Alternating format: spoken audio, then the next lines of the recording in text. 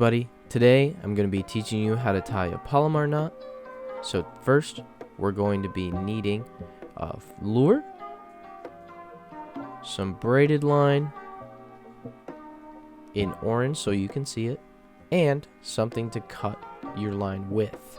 Let's get started. You may be asking yourself what a Palomar knot is. A Palomar knot is a knot used for braided line that is super versatile in any sort of situation. Okay, first we gotta get some line out because you're gonna need a lot of line to make this lure work, and you'll see why later.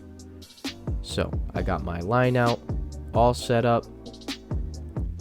Let's get the lure going and let's get started. One is about making sure your lure is ready to fish with. Check your lure for any damage that may be caused by fishing. Also, ensure you can locate where to tie your line onto the lure. Step 2 is about getting your line ready. Make sure there's no frays in your line that could cause unnecessary damage or break your line during fishing. Step 3. Take a long strand of your line and fold it in half. This will help us later when we need a loop to put around our lure. Step 4. Now that you have a double-stranded line that can create a loop, take the end where the loop ends, right there, and pinch it so that it becomes smaller and easier to put through smaller holes. Step 5. Take your lure and put the loop through the hole.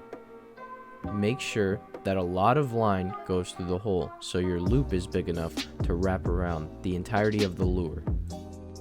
Step 6. Tie the initial knot by wrapping the line around itself and pulling it through.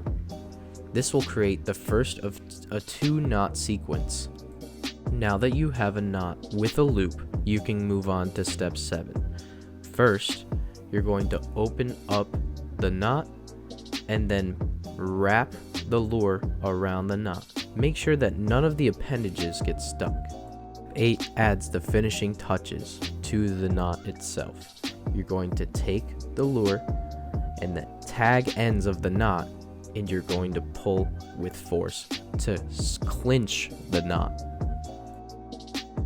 Now that the knot is all set, you can take the tag end of the knot, which is the loose line that's not attached to the spool, and cut it with scissors. And this will complete your Palomar knot experience. As you notice, it will not slip.